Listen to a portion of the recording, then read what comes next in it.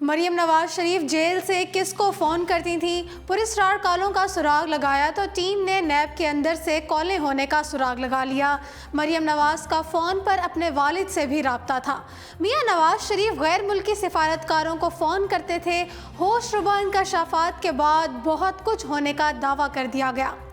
باپ بیٹی جیل میں ہونے کے باوجود پاکستان کی سیاست کو کنٹرول کرنے میں کیسے کامیاب ہو رہے تھے، اس کا انکشاف بھی ہو گیا ہے کہ مریم نواز اور میاں نواز شریف سخت ترین سیکیورٹی کے باوجود موبائل فون پر ملکی اور غیر ملکی شخصیات کے ساتھ رابطے پر تھے۔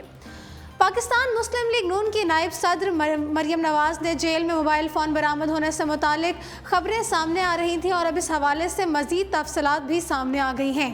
جیل میں قید پاکستان مسلم لیگ نون کی رہنما مریم نواز سے مبینہ موبائل فون برآمدگی پر نیب تفتیشی افسر برہم ہو گئے ہیں۔ نجی ٹی وی چینل کی رپورٹ کے مطابق بتایا گیا ہے کہ مریم نواز نیب کی زیر حراست موبائل فون استعمال کرتی رہی ہیں۔ مریم نواز سے جوڈیشل ریمانڈ سے 3 دن پہلے موبائل فون پکڑا گیا۔ مریم نواز اپنی سیکرٹری سائمہ کے نام سے سم استعمال کرتی رہی ہیں۔ رپورٹ میں مزید دعویٰ کیا گیا ہے کہ موبائل فون پکڑے جانے پر نیب افسران نے مریم نواز کی سرزنش کی۔ انہوں نے کہا کہ آپ بڑی لیڈر بنتی پھرتی ہیں لیکن کام آپ کے جیب کتروں والے ہیں۔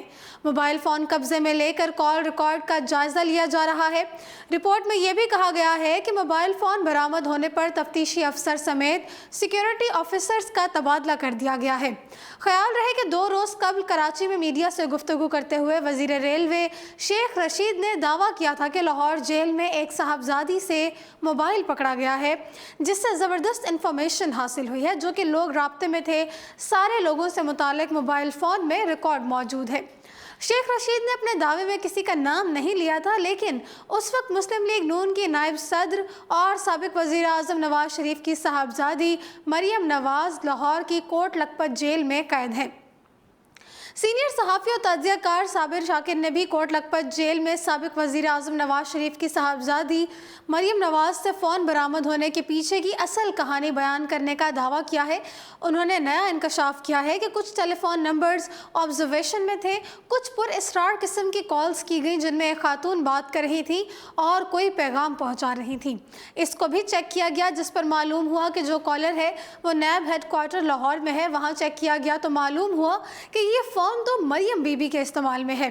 وہاں ٹیم گئی تو انہوں نے فون ریکور کر لیا۔ فون ریکور کرنے کے بعد اس کا ڈیٹا بھی ریکور کر لیا، جس کے بعد پتہ چلا کہ مریم بی بی تو فون پر براہ راست واٹس ایپ اور دوسرے چینلز کے ذریعے نواز شریف کے ساتھ رابطے میں ہیں۔ کوٹ لکھپت میں میاں صاحب کے پاس سے بھی ایک فون برآمد کیا گیا۔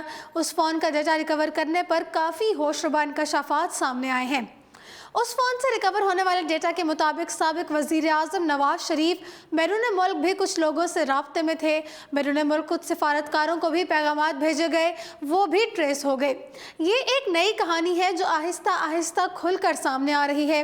صابر شاکر نے کہا کہ ایک طرف ڈیل کی باتیں گردش کر رہی ہیں تو دوسری جانب دھرنے کی منصوبہ بندی کی جا رہی ہے اور تیسری طرف مختلف معاملات چل رہے ہیں۔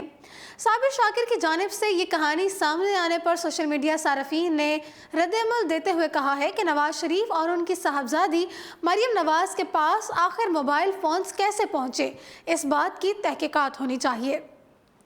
دوسری جانب آئی جی جیل خانہ جات پنجاب شاہد سلیم بیگ نے بھی اس حوالے سے ایک وضاحتی بیان جاری کیا ہے۔